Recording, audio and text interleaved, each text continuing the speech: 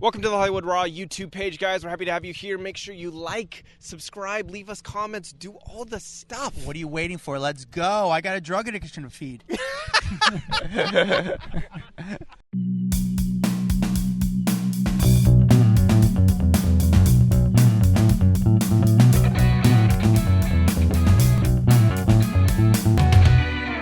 Welcome to the Hollywood Raw podcast. I'm Dax Holt. That over there is Adam Glyn. We are here to not only inform you, but entertain you. We have one of the top entertainment podcasts on Apple. And you know why we stay there, Adam? Why is that? I don't know. I don't know why people listen to us. It actually was going to be my answer. I know why they listen. I think I do. Based on the reviews, people just want to hear our stories, but also want to have more of an accurate tone of what's going on there. You know, everyone has an opinion, and we have an opinion, but at least our opinion comes from our history of working these news stories, dealing with these celebrities. And again, we've been pretty accurate when what's been going on with the news cycle as far as entertainment news. For example, for right now, Dax, Kim and Croy, you were the first person to really call this out and go, I don't trust this thing. And right now, here they are celebrating their wedding anniversary after all this divorce speculation. We kind of know what these... She's changed her name back to Bierman on Twitter. Yeah. Like, it's just like, what is But also, happening? It's like funny. We could call these news stories before they even come out. For example, like TMZ. We know the stories they do every single season. I guarantee, like right now, the Super Bowl is going to be coming up in February. Story they're going to do is about all the hookers that are coming into Vegas for the Super Bowl. They do the same story every year, and everyone still is like, what? This is crazy. I'm like, no, dude, this means there's no stories and people are trying to find angles. I mean, I get it. They did it for F1 too. All the drivers that are there get free sex or something like that from a brothel, because the brothel knows they're not going to come in. They're not going to have to give away any free sex. It's a good publicity strategy move. We should do the same thing, Adam. We are giving away free sex to anyone who wants to do an interview on our podcast. That is true. That is true. Tori Spelling. By the way, you see that finally Tori Spelling, what's his name? Tori Spelling's ex-husband, Dean McDermott, finally did his first interview and basically took blame. We're going to get it. I mean, we already kind of talked, you know. Why did we not have him come on? We're so you know dumb. Why? Because I didn't even think about it. No, Dax, you know why? Because Daily Mail, there is some sort of exchange, and that's why he decided to have his first comment kind of with them. And I get it. Literally, I didn't even think to ask him. Like I'm so mad at myself right now. Yeah, why didn't I think about it? We don't have the budget, but I've been focused on getting Tori on here that I didn't even think like, oh, people are going to want to hear from Dean right now. God, such an idiot. Well, back to these news stories. It's funny because every single outlet, they make their money on drama. They need drama to keep the clicks coming. This is a business. It's not really entertainment news. It's about drama. It's about bringing in, views. It's, there's slow weeks, those holiday weeks. Everyone's like trying to get all their stories in advance because they don't want to work that week, and they're just on call in case something really bad happens. And they just, this whole business rides on drama. It's one big reality show. 100%. And I think, so we started talking about this last week, how much drama fuels entertainment news, and some of the biggest stars on the planet. The reason that they're so famous, you start to forget, is because of all the drama that they've had in their past. So we started thinking like, who are those celebrities that have like kind of gone wild at a certain point in their life? And really that wild point in their life took them to a whole nother level in the celebrity world. Everyone was talking about it. People couldn't get enough of them. So I think today we're going to do a little rundown, and this might be a few part series if people actually enjoy it. But talking about those celebs that had their wild moments, and this is not, we're going to leave like the Britney Spearses, Amanda Bynes out of here, because obviously those are, there's mental issues involved in those. We don't want to talk about that. We want to talk about people that have maybe gone a little off their rocker for some time, whether it was just a moment in their life where they're trying to prove that they are not a Disney star, or they had a run-in with booze, or maybe they even had a drug problem for a little bit, but they've now become clean and sober, so we can actually call it a wild point in their life. So we're going to get into that today, talk about a couple celebs, go through their wildest moments, and kind of just refresh people's memory on, on those stories and how, some of these people had numerous stories over and over and over again where you're just like, oh my God, this person's going to die. And now they're the biggest star in the world and out of the issues and out of the weeds. Before we get into this, Dax, because I have a few questions before we talk about these few celebrities that we're kind of researching and thinking about for this episode. Let's get into a review. Dax, do you have a review ready for us? I got one. This one comes from Crime Obsessed JH. The title is I Don't Need People or Us Magazine Anymore. The best thing about this pod is that the best of both worlds, literally Dax in LA, where I live now, and Adam in New York, where I used to live for 16 years. I love hearing them talk about the local hot spots along with all the other hot topics. I officially don't miss reading the gossip mags anymore. Love you guys. Keep churning out the gold content. From Janelle. Wow. Janelle, thank you so much. Great review. And it's funny, I ran into a listener on the streets the other day, and the listener lived in, I think they lived in South Carolina, like Myrtle Beach area. And they said to me, you talk about some of these restaurants and hot spots. And even though I don't live there, I enjoy listening about it because I see always these places in the background. I love hearing those stories about them. So when I travel, I'm always like, oh, I need to check out this spot. So it's kind of, even though they're not in the LA or New York, demographic, they're not visiting those places, they still have interest in those celebrity 100%. hotspots where celebrities frequent. 100%. It's not like I've ever eaten at Craig's, but I find it interesting. Yeah. I want to know what the food Wait, you never ate at Craig's? No. I thought you had. Oh, man. No, I've never been to Craig's. I've been to a lot of the other hot spots per se, but not Craig's. I only took a piss in Craig's. I never took a dump there. No, I did walk through one time. I already told this story. I went to use the restroom one time. The one time I went in, I saw Chris Rock, Adam Sandler, David Spade, and Ted Sarandos all sitting together. It was cool. It was cool to walk through, but you could tell it's like everyone's like looking at each other, wants to see who comes in next. And I would like to eat there one day. I would like to go there. Someone else will pay the bill because I can't afford to eat like that. By the way, I gotta not to call out Janelle or anything, but she did leave us 4 stars. What? So Janelle, if you don't mind going back and updating. It's funny because I've actually told people on here like, hey, you left 4 stars, and I've had 3 people like, I updated. I'm so sorry. I must have pushed the number of stars. What are you doing? Get your glasses on, Janelle. Give me 5 stars. We love us so much. But thank you, though, for the review. Change that review to 5 stars. And again, guys, the best thing to do to support this podcast, give us a 5-star review. Just go to the Apple Podcast, for example. Leave 5 stars, say a few kind words, and we'll actually read your review live on air. It helps us out in the algorithm.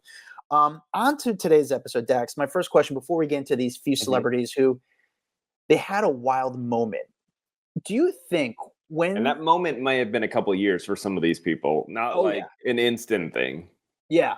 Do you think, just from your background working in the news industry, that when, let's say, we see a little bit of a downfall, we see a little bit of a wild time that the celebrity's going through, the outlets sort of root for that? Oh yeah, 100%. People loved when Britney was going through her crazy.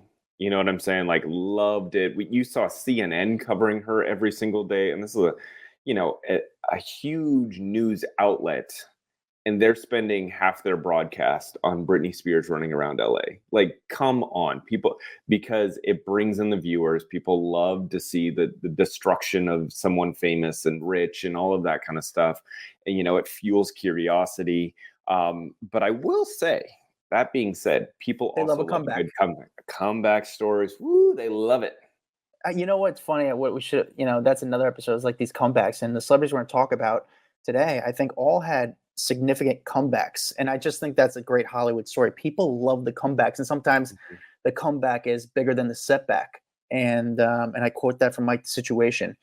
And that's what he said. He actually said that. I think the wise philosopher Mike The Situation. Yeah, but no, it's true. Like, people love these comeback stories, which essentially, I don't think they meant to have that setback. They meant to have that sort of meltdown, or kind of like sometimes they're just enjoying themselves a little too much. But it kind of built to their allure, which sometimes helped them out in Hollywood. I would say, as I'm going through all these names that we're going to talk about today, what do you think the common factor is between all of them? Let me see if you know what it is. I would say the common one. I would say the common alcohol, early age alcohol. So yes, but I would also say they all came from like famous families or really well-known families, Interesting. and they were kind of introduced to Hollywood at a very young age. Well, I guess one of them maybe not so much, but the rest of them, yes. Interesting. And so is they that all like a trend? So they all were in the spotlight, super young, super talented, and with that comes a lot of access to, drugs, alcohol, all that kind of stuff. But sometimes it doesn't, show up until a little bit later in life. Anyway, we'll get into that. I just was kind of looking through our list going, that's really interesting that all of these people kind of either got into Hollywood really young or got into drugs young or whatever. See, here's the thing I don't understand. And again, I don't have, fortunately, I don't have any addiction issues. I mean, the only addiction I might have is, I don't even say it's addiction, but like sugar is like the only thing. Do you have any addiction things? It's like I don't crave sugar. I bite my nails. Okay. I don't know. No, you know what? I do. Honestly, I do love working out. Like, I love it. I make like it feels so good. And yeah, I'm addicted to volunteering too. Yeah, I'm addicted to volunteering and cleaning up litter on the side of the highway. Like, yeah, what a good guy you are, Dex. Oh my God. No, literally though, like, when I was out for my surgery, it killed me. Oh, I get it. Trust me, like, I get it. I think it's more of a mental thing. Like, I think I have a mental issue with, I miss working out for one day and I'm like, oh, there it goes. All my hard work's gone down the drain. Like, no. It's mentally, I'm messed up like that. No, I get it. Like, every time I don't vote on an election day, I feel like a terrible individual. And it's really the kind of person I am. No, but you know what's so funny, Dex? This is so stupid. These people, I don't understand what it is at an early age. You said sugar, as if yours is so much fucking worse than mine is, you idiot. The excessive amount of sugar. All these celebrities, when, again, we're saying they all came from famous families. What is it that growing up in Hollywood or growing up with famous parents or being in the industry, it's just accessibility to them? Yeah, it's accessibility to shit normal people can't do. Like, I grew up in Colorado, in Castle Rock, Colorado. We didn't have parties that had heroin sitting out on the counter. You know what I'm saying? Like, that's not what we had. It's still weird to me, and actually, because it goes into a bigger discussion of like the accessibility these people have. I mean, it goes into the parents also. You could grow up in Hollywood, but just instead of snorting the coke that's on your father's desk, you go outside and just play basketball with your neighbor. I mean, it's just, it's a very weird thing. I don't know if we'll ever figure it out. I don't know if we still, I mean, obviously there's kids who grew up in Hollywood with famous parents and not famous parents that have those type of issues. Actually, it's funny. Did you see that Reese Witherspoon's son, Deacon, he's, I think, 20 years old. He goes to NYU, just did a TikTok video with this social media guy named Caleb Williamson, something like that. I forgot the guy's name. But he does a tour of his NYU apartment. And here's a kid who's 20 years old, living in the West Village with his buddies, going to NYU. And his apartment, he didn't reveal how much money the apartment is, like how much he pays in rent. But if you saw the apartment, it's incredible. And as a 20-year-old kid living in the West Village, I mean, unfortunately, it doesn't sound like he has a drug problem, but the money is there. Two very wealthy parents. Reese Witherspoon makes, what was she making? Like $20 million for the morning show, $20 million for every movie she's done. Ryan Phillippe has made a boatload of money. So of course they're like, it's not cheap to live in New York, and you don't want your kid living in poverty out there. So they put them up in something that to them probably makes sense. To us, we can't fathom $10,000, $20,000 a month on a rental check. Yeah. No, it's insane. But I mean, I'm kind of going off record a little. Okay, let's start with this. We are all Here over the is place. some celebrities that have had a little bit of a wild phase. Dax, you give me one and let's go through them. I want to start with someone that I feel like I was there for the entire wild phase of it. Because some of these people, it was kind of pre my like days at TMZ and stuff. But I want to talk to Miley Cyrus because I feel a connection to this one just because covered her so much throughout the years. She started on the Disney Channel, and that really rocket launched her to fame. And that was back in like 2006. I remember when that show started, it got the largest audience like ever. Like that's Hannah really Montana why you're talking about.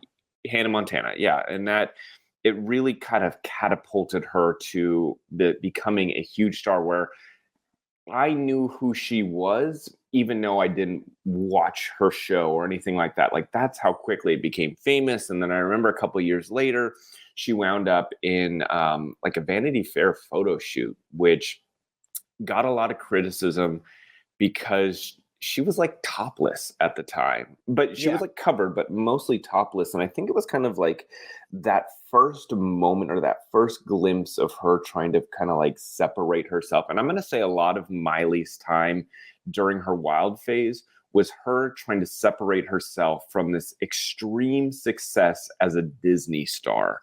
So let's go like time-wise though. At that time, first of all, Miley Cyrus doing Hannah Montana, that show was kind of like a unique story because it was about a girl who was a normal girl going to school who I guess is a pop was star. a pop star behind the scenes. Yeah.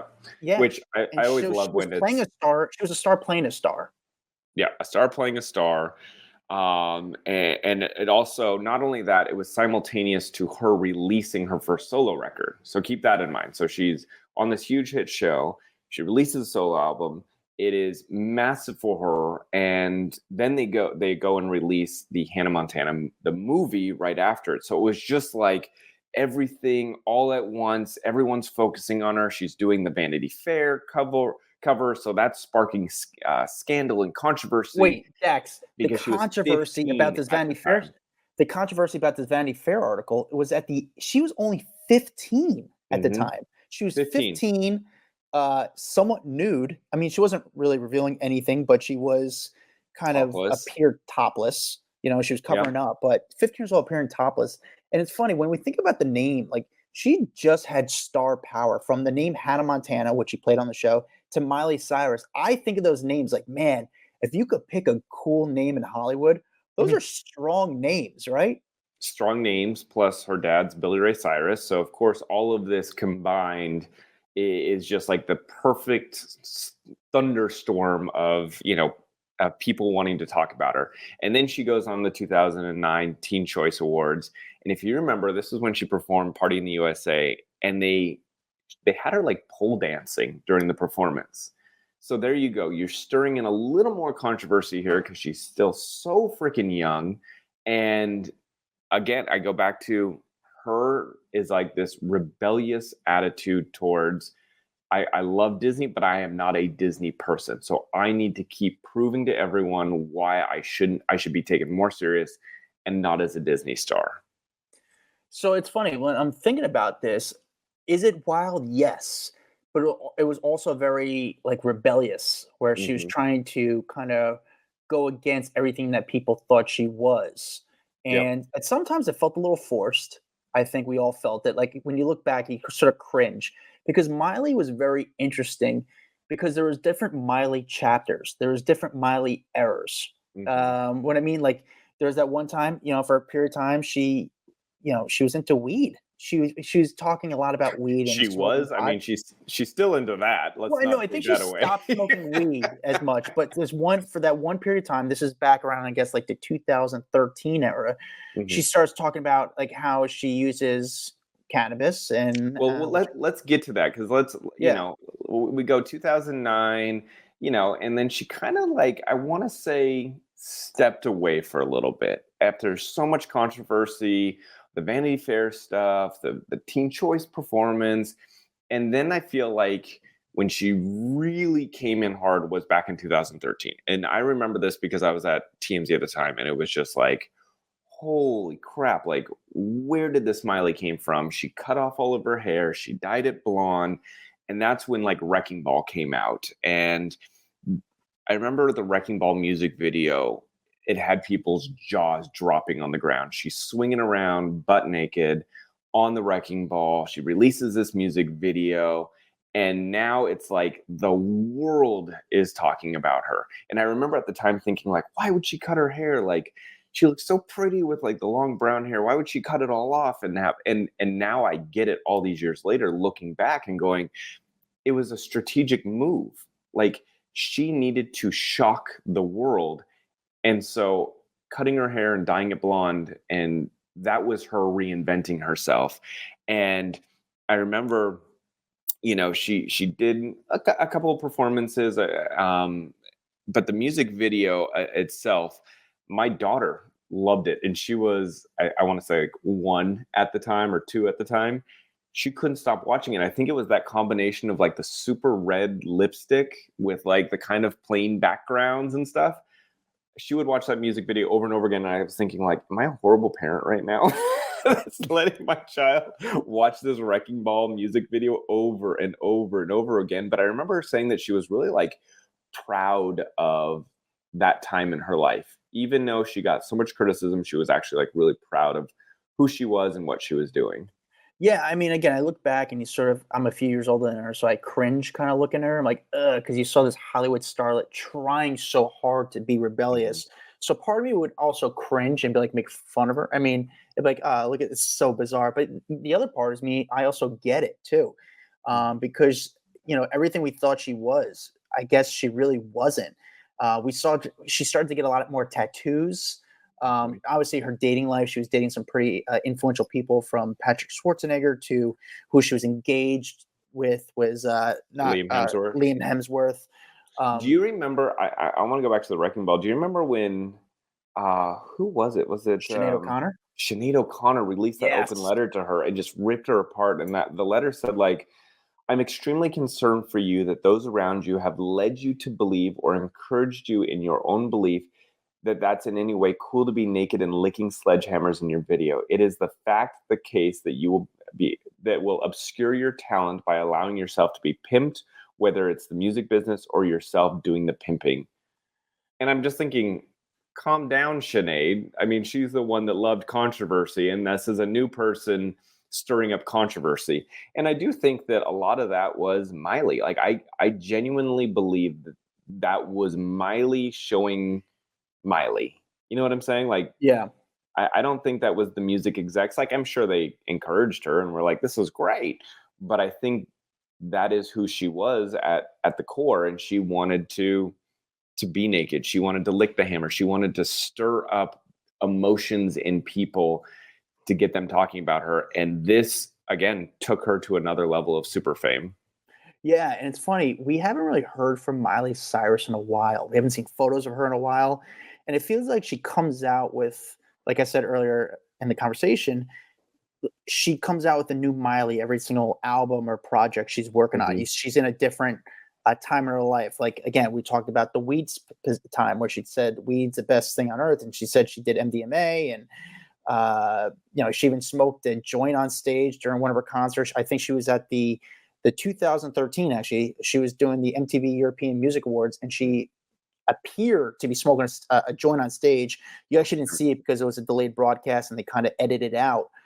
But then she kind of got out of that. She said she doesn't smoke weed anymore, even though she said it was so cool. And that's when she did that song with Snoop Dogg, when Snoop Dogg was going through his Rastafarian stage.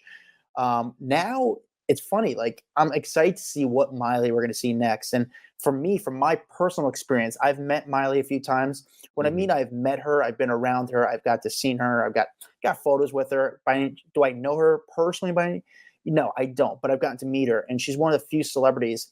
Every time you meet her, like, you realize she's a star. She's not just a celebrity; she's a star. And does she feel authentic, like what you see in the public? Does it feel like an authentic version of her? Or does it feel like she's just trying to get people to talk about her? I actually feel like it's authentic. and it's just who she is, and she owns it, and she's very empowering in a way. And again, she's a star, and beyond being talented, I know she's talented. There's a lot of talented people out there, but when the difference between a star and a celebrity, in my opinion, is like there's this inner confidence within these people, like a Tom Cruise, a Brad Pitt, a Miley Cyrus. When they walk into a room, their presence, the energy changes, where like their chest is up. They're not shy. She owns the room. Do you think that comes over time? Because like there's a reason Tom Cruise can walk through a room and walk like that, because he is one of the most successful actors on the planet, one of the most famous people in the world, you know? Like, or was that something that he's had his whole life, and he's always had that confidence? That confidence has led to him becoming a celebrity and becoming successful. I'm curious which way that would have come in. Good question, Dax. And I'm trying to think if there's any new celebrities who I met who are not, they're not the biggest star on the planet, but they have that star power. And honestly, like what about Taylor? Like you've been around since she was young and wasn't as famous as she is now. Has she always had that kind of like confidence when she's walking through the streets before she became the biggest celebrity on the planet?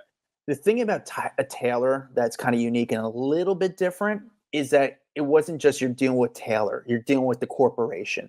And there's always so many people around Taylor. It was like a team. It was an army. It was a company. It wasn't just a one person. It was Taylor Swift, the company, the way she moved, the way she operated. It was never just her walking around. It was always like a team of people. You know who we can say it about? We can say it about Kim. Kim's always had that confidence. Yeah.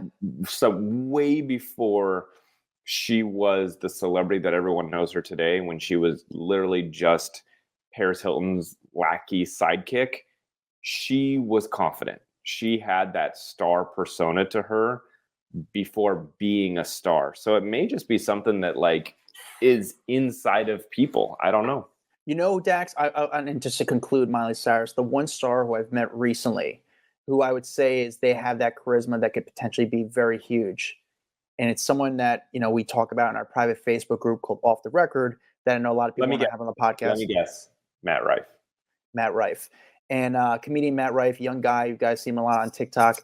And the reason I say Matt Rife is, first of all, he's a very good guy, obviously a good looking guy. He's got that look where he's like a little older than some of the young TikTok stars. But when you hear him in interviews, and I think he did an excellent job on Jimmy Fallon, where he's got a great story at a young age. I mean, this is not overnight success. He worked hard to get to it.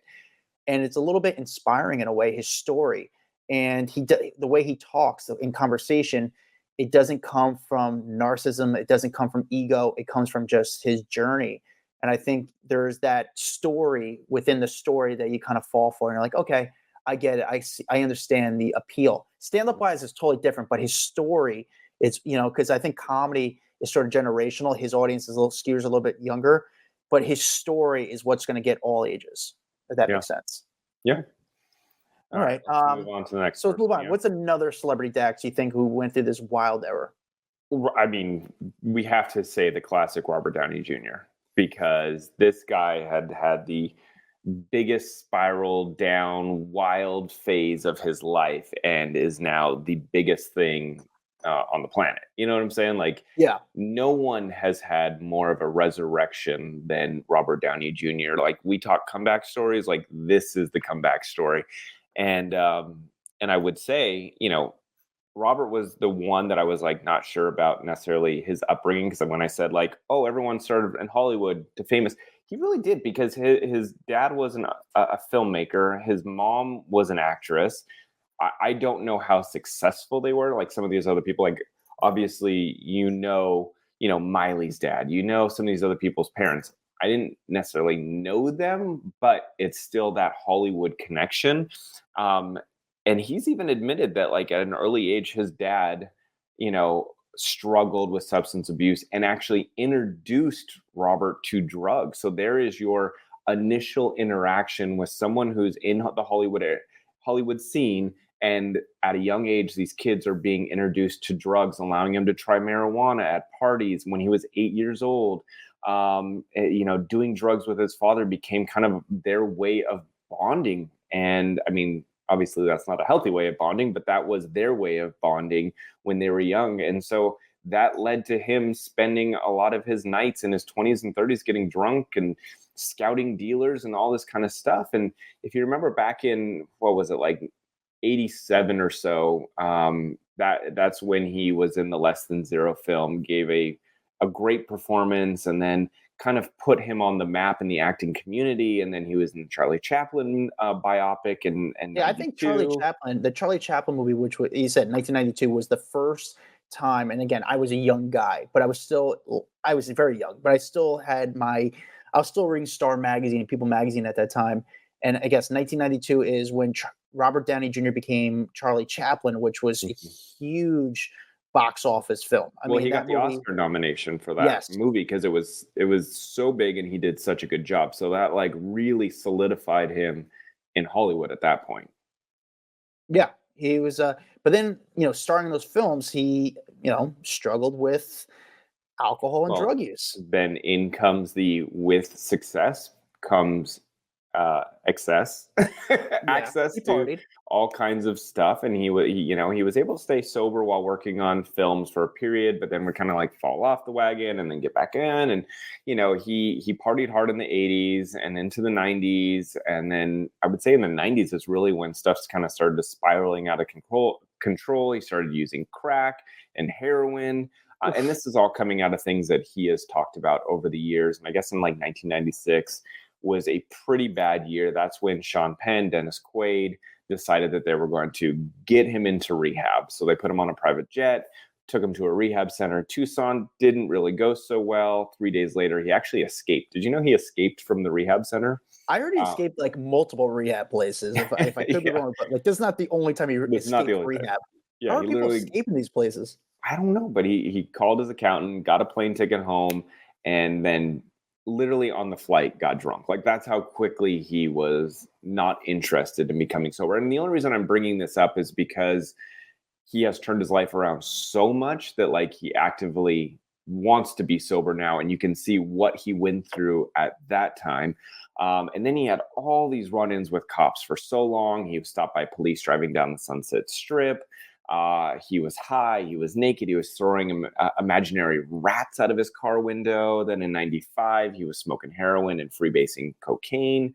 He had several arrests at that point, went to rehab facilities. And this was in the span of a few weeks. He was arrested multiple times for bizarre and reckless drug-fueled behavior. I mean, it was like literally he was the perfect person for the tabloids at that point. You just kept seeing mugshots of him. He just had so many mugshots. I could actually, like, when I think about his mugshot, I could think of like two different ones at least in my mind. Like, 100%. I mean, I remember there was one arrest where he had a gun on the passenger seat of his car. There was the other one where he wandered into the neighbor's home and passed out in their son's bedroom. I think that's probably the most famous one. Yeah. Because he didn't even know I think we got the neighbor's name, but I don't think he knew the neighbor well. And he just went into the neighbor's home and passed out on the And that was the naked one, right? Like just winding up naked in the like neighbor's house. And then what a mess. And then in 99, he was sentenced to 36 months in state prison. He spent 12 months there serving time before being paroled, and then arrested 2 more times within 8 months after that, and spent, months and months in rehab after that. I mean, it was just a nonstop cycle for him.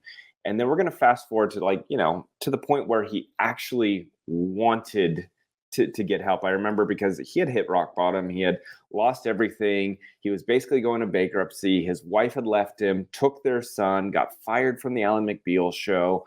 And so he was just accumulating this massive, massive debt. And then in 2000, I remember People Magazine did this story about him that said from bad to worse. And saying, and I want to say they spoke to his stepmother, who said that he had been diagnosed with bipolar disorder, which was interesting because he came out years later saying that was not true. It was something that he said that doctors hadn't said it, and that no doctors were able to diagnose him because every time he went in for help, he was too high or drunk. That you're like, you can't diagnose someone until they're sober. So I think he kind of threw away that bipolar disorder diagnosis later on in life. And he did say, he denied being depressed or manic, but that the dude had addiction issues. And that's really what he kind of said was his big problem. And I remember Woody Allen actually tried to give him a chance back in Hollywood. Woody was the real one who was like, I want to get him back on his feet. He's gone through so many things. And he wanted him to star in this movie, Melinda and Melinda, with Winona Ryder, but couldn't even get insurance on the movie because Robert had like messed up so many times over and over and over again that no insurance company wanted to do it. And that really was, I think, a pretty big blow to him, because he's like, damn, this is someone Woody Allen wants to trust me, and he can't because I'm too much of a liability. Can you imagine that? That's incredible. Well, I didn't even know about like insurance. You have to get insurance for these guys. You have to get insurance. It's called like an insurance bond. And no one wanted to do it. The only way he actually and this is the moment where it changed for him. But Mel Gibson, who had been a friend of his for many, many years, decided to pay the insurance bond for The Singing Detective, which Mel was producing. So Dax, hold on. So Mel Gibson basically said, I'm friends with Robert Downey Jr. I believe in Robert Downey Jr. He paid, I guess, the completion bond. What exactly is the completion bond? So he's basically saying that I will ensure that he shows up. I will ensure that he makes it through the movie. I will ensure that this movie gets completed and that it's not because of Robert Downey Jr. having been at fault. I mean, that you are placing a lot of faith in someone based on your friendship. You know what I'm saying? Yeah. Like, at the end of the day, if this person drops back into rehab or falls off the wagon, like, that's going to be on Mel Gibson. He could potentially lose millions and millions of dollars, but I think he believed in him so much and wanted to give his friend a shot that he did that. So he put forth the money, and it did really well. It was able to get him going back on. The gamble paid off for him. He returned to mainstream films mid 2000s. After Mel did that other one, he then got the role for Gothica. He got I forget whatever he did. Kiss Kiss Bang Bang, Zodiac, Tropic Thunder. He did all of these because of Mel Gibson. And I'm not saying Mel Gibson's a good guy. Don't get me wrong here. I think he's a piece of trash. But what he did for Robert Downey Jr. Was a cool thing for his buddy, right? Yeah. He ended up getting nominated for an Academy Award for Tropic Thunder. I mean, his life literally turned around because of that bond that was paid for him. Well, for Gothica, the producer, Joel Silver, he withheld 40% of Downey's salary until after production wrapped, just because for insurance reasons. He just wanted to not give him he wanted to make sure the dude showed up. And because of Tropic Thunder, Zodiac, Kiss Kiss Bang Bang, because of all of those movies and Robert actually proving that he was sober, that he could show up to work on time, that he had cleaned up his life, that's when he landed Iron Man. And obviously we all know the Iron Man franchise took him from actor to mega celebrity. And then he did the Sherlock Holmes movies. He did The Judge. He did Oppenheimer. I mean, the list could go on, to the point where in 2008, he was named one of the 100 most influential people in the world. I mean, it's pretty amazing. Forbes had listed him as the Hollywood's highest paid actor. I mean, his whole life turned around. But keep in mind, he became really infamous during those early 2000s because he was such a out of control, wild person. Yeah, he's such a thespian. He's such a great actor where he's so, like when you see him in a movie, it's hard to see him as that role. It's more just Robert Downey Jr., something so charismatic that you watch Robert Downey Jr. on screen. When you watch Tony Stark, I don't see Tony Stark. I see Robert Downey Jr. I just think he's just a very charismatic guy. He's very unique. And even when you meet him in person, I've met him a few times in person, he is that guy in person, just like unique, kind of fun, funny. He's the same guy you see on screen, like you see in Iron Man. He's the same guy in person. But yeah, he's been sober ever since. But talk about a wild time. I wonder what he would be like to party with during the 80s and 90s. Was he just blacked Dude, out of his you mind where would you didn't not really be able see to. him? You wouldn't be able to keep up. I Like this definitely is want to be able to keep up, but was he fun? I wonder if he was like a fun guy to be around, or if he was just so blacked out, it was scary. Yeah, I think that's another level of partying that you can't. I don't know if that is fun partying at that point unless you're on the same level of drugs as he is. All right, Dax, who's someone else we got? Dude, I think we're only going to be able to get to 3 here. This is crazy. We have talked so much more about these people than I thought we would. Yeah. Which is crazy, but that means that we will be able to do a part 2 because I've still got a ton lined up after this. So let's do one more because this one is another huge one. I want to talk Drew Barrymore. Because not everyone knows all the details. I mean, people know how famous she is now and how she also has had this reinvention of her career. She's doing the daytime show. She's probably the most successful she's ever been. You know what I'm saying? In regards to On Top of the World here, I'm not taking anything in her past away from her, but I just think that she is the beloved Drew Barrymore at this point, and people have forgotten all the crazy wild times in her life, which is probably a good thing. But where should we start with Miss Barrymore?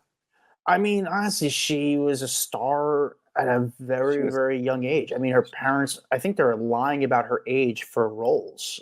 Yeah, so she was born back in 75? And she did not have a good relationship with her parents from the beginning. Like, not at all. She emancipated from them at the age of 14. Her dad, actor John Barrymore, which, again, there you go. There's your connection to Hollywood at a young age. And they didn't have much contact after she emancipated. She wanted nothing to do with them. But she talked all about this. She does have a book out called Little Girl Lost, which revealed a bunch of just shocking facts about her life.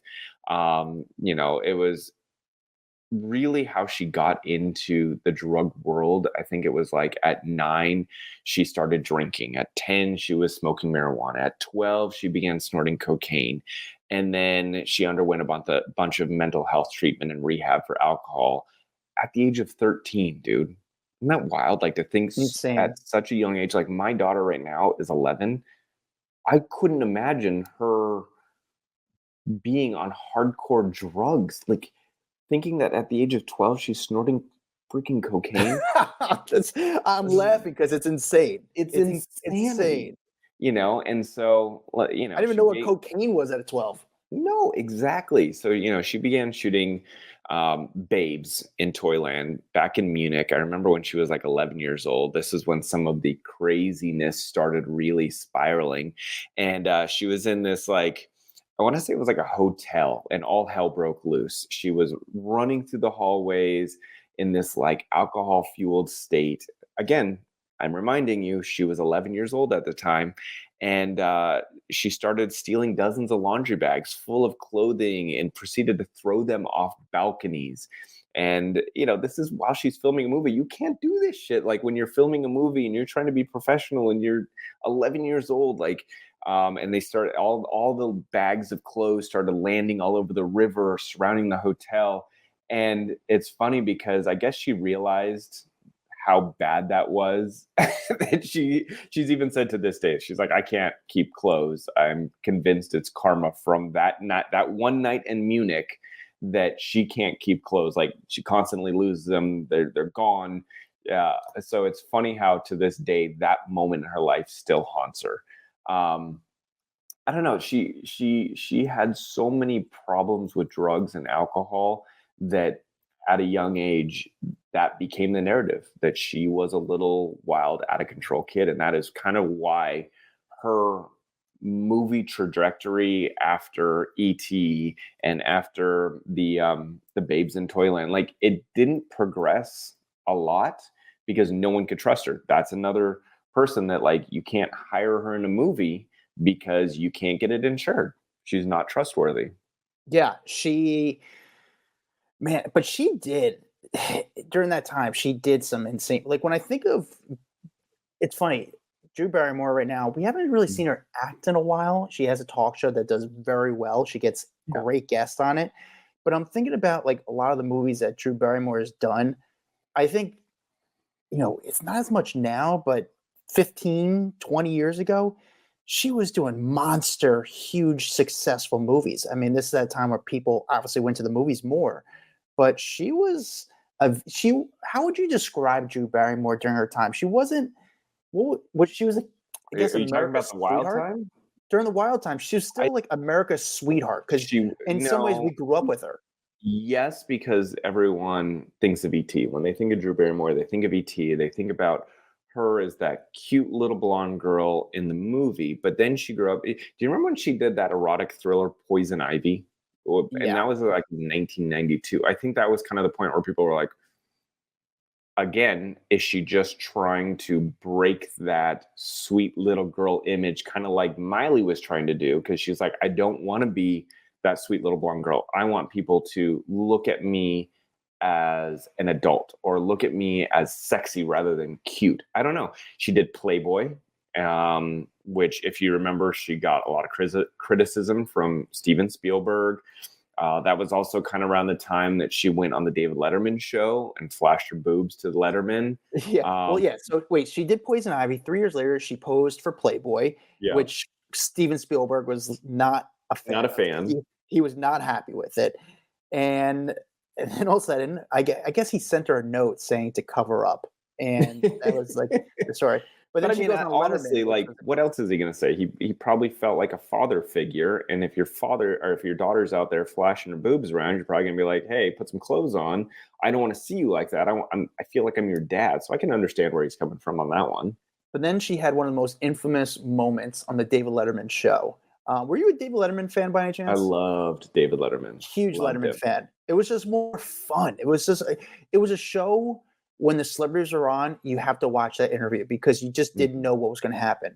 Whereas when they're on Fallon, and I'm not putting down Fallon, but it's going to might come across that, there's nothing kind of unique from that interaction, that interview. Whereas Letterman, it was just kind of, you never knew what direction it was going to go in. But Drew went on the show and flashed her breast to David Letterman. She jumped on his desk, she turned her back to the audience and pulled her shirt up. And it was like, whoa. I mean, it was one of the craziest moments in Letterman history, I guess. Completely wild. And still one, like if they do a top craziest, night show moments, that's always going to be in there as potentially number one, because it was so out of left field. And people talk about it to this day. But I think that point in her life where she was exploring her sexuality, she was exploring drugs, she was exploring, like, it was wild for her. And then it was like she realized how off the rocker she had gotten, and she cleaned up her act.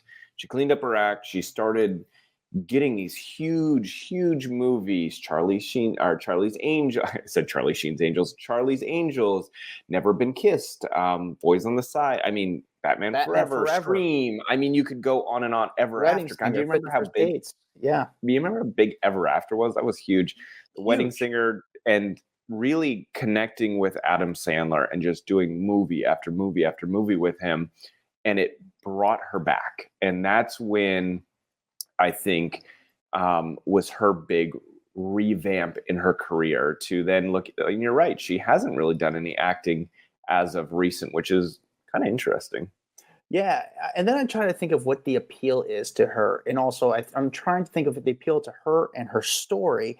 And I think Drew, again, is one of those people where we always say once your personal life becomes bigger than your public life, and it's a different time now. Obviously, these people are a little bit older, but especially with social media. But she's one of those people. She just, when you see her on camera, she was just, you felt for her, because in some ways, I feel like as an audience member, we kind of groomed her in a way where she became the girl next door, but like she was the girl you grew up with. So you always rooted for her, even during her wild times. But it was like, oh, that's our friend Drew. And I know it sounds weird. I'm not friends with her, but she was quirky and fun and silly, but always like energetic. No matter all these phases during her, when you saw her do interviews, she was always like, spunky, Mhm. fun, She's got a poppy, great flirty. personality. She's got a Yeah, she's really flirty. fun. I would say her personality is super attractive in that regards because you're attracted to that funness that she radiates. But were we attracted to her during her wild time? I think people, when I say attracted, I don't necessarily mean like sexually attracted. I mean Sure. like you gravitate to her star power because she's fun and she's interesting. And I think that still followed during her crazy time because you're interested, you're captivated by what she's doing, whether you agree with it or don't agree with it. She probably sold a ton of Playboy magazines because people are like, "Ooh, I want to see," or I'm curious because she is, she's Drew. I don't know. I just love. It's kind of funny. I didn't think about the comeback side when we started talking about this topic, but I that's probably my favorite part is that all of these people have come back and become so successful post crazy. The one thing about Drew Barrymore people forget, and for a long period of time, she was the youngest person to host Saturday Night Live at She still 7 years has that old. record. No, someone came in Who? 2000. Someone, I think that kid from that one movie, he took the award. He took Are you that talking about from her. The Room? Yeah, That kid? I think that kid hosted, and he What kind was of his took that name? as the youngest kid. Tumblade? What the hell is Jacoby Tumblet. I don't know. I forget. I don't What is know. it? All these like The Chalamet type kids. Room. Oh, what's his name? His name. What the fuck? Why can't I find it? Wasn't it The Room? God, people are Was it The Room? yelling He was right in that now. This movie. sucks. I Everyone's know. yelling. They're like, "You stupid idiots." Well, you know what's so funny? We haven't really seen that kid lately. But also, there's been a writer's strike, so no one's been acting lately. And he's not one that the paparazzi's really waiting outside their house and chasing. So that's why we also don't see him. And he also has his probably social media ran by his parents. But What is his name? can you imagine at 7 years old hosting Saturday Night Live? I think it's actually probably easier because you're so young, you don't realize how insane that is. I can't even focus. I need to figure out his name. Oh, it's not The Room. It's Room. That's why I couldn't figure it out. But Jacob Tremblay. There we go. But Yeah. he did a bunch of crap, dude. He was all over the place. Luca. He did Wonder. Do you remember how big Wonder was? Yeah. That kid did everything. The and one I don't thing feel like he didn't fall down the drunk crazy path, which is pretty unique. There's still a lot of time, Dex. We only hope that he doesn't. No, we hope that he doesn't. But I'm sure he's, he's doing well. I'm sure he's got a good 17. family. We are not going to let him do that. Jacob, you stay out of that. What I love about Drew and what I love about Robert Downey Jr., like it's a part of their life. They don't ignore it. They acknowledge it, especially Drew on her talk show. She talks openly about like talking to her kids about her past. And even when she brings on past guests like Tom Green, and she even had Lionel Richie on talking about how she was really close with Lionel Richie's daughter, Nicole Richie. Mm-hmm. And like, yeah, we were crazy back, kids growing up in the industry. Like it was a wild time. Is it still as wild as it once was? I think it is to a certain extent. It's just a different level of celebrity. Well, I also think that people can't get away with shit for as long. Like back then, she could probably go out, get drunk, do drugs, all of that. And that people weren't taking her photo every 2 seconds to document it and embarrass her and cancel her and all of that stuff. Like she was freely doing it. Whereas these days, if we were to see an 11-year-old getting drunk, that person, their parents would be locked up or they would be, locked up. Like it's a different world we live in now. Like, for example, Miley Cyrus. Remember that video? You probably had a lot to do with that video of her smoking the bong, or that was it a bong or a joint? Remember, it was that fake weed. There was a bong video. I feel like, but remember, it was like a fake weed, and I actually smoked it one time. It was like this, like I forget the name of it. It was like sativa. No, salvia. Salvia, right? Was it salvia? And this was like the new thing that like you could smoke but not come off in your drug test. And she got like really weird from smoking it. And it was like, oh God, like you're going back to Miley Cyrus, like you're a stoner that you don't Yeah. want to be around. Miley was Cyrus opens up about salvia bong hit. Yeah, it was Yeah. salvia. How the hell did I just pull that? Couldn't remember Jacob Tremblay, but I remembered salvia. What the hell is Yeah, I wrong thought with me? did you have a lot to do with that video? Did you help break that video? Yeah, I was there when that video went out. I remember that one. That one Yeah. got a lot of publicity, obviously. That one did a lot of publicity. Honestly, Dax, I know we had more names to this list, but We've got a lot more names. We're gonna have to wait on them because we somehow already went through all of our time. yes. But hope you guys like this. This was fun. I enjoyed talking to you, Dax. Maybe we should do this podcast again another time. Well, I love talking to you. We should do a podcast together where we just talk. Yeah, we should do it. Well, I got an idea. We could call it Smartless. That should be the name of it. Or I less don't think smart. anybody else. Let's call it just less smart. We could call it Smartless. We could call her mommy podcast. I don't know. I got all these great names for a podcast that we can maybe do. Call me daddy, call me mommy. Guys, thank you guys for listening. If you're watching on YouTube, like and subscribe. Follow us on TikTok, Instagram, and Facebook. We have a private Facebook group called Off the Record, which I highly suggest you guys join. Follow me at Adam Glyn. Follow Dax Holt at Dax Holt. Please, please, please leave a review. Make sure it's 5 stars. Say a few kind words, and we'll read your review live on air. And we'll see you guys next time. Later. What's up, guys? If you like that video, there's plenty more where that came from. Make sure you like, subscribe, hit the bell so we can just feed you all the goodness daily. Hurry up. Come on, let's go.